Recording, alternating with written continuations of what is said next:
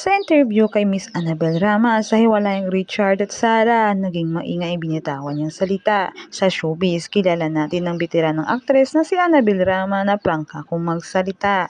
Anya, si Richard nasa bahay ko ngayon, 1 month na pero unti-unti siyang lumilipat ng gamit sa alabang. At dagdag pa niya. Nakikita mo naman, di ba? Nakikita mo naman, hindi na magsalita mo, nakikita mo na yan. Richard, trabaho ng trabaho, minsan wala sa pera. Hindi naman nasabi ko yan.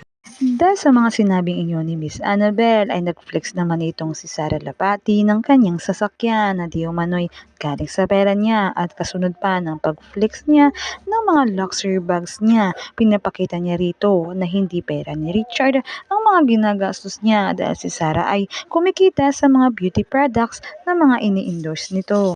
At ito naman ang naging mga komento ng mga netizen.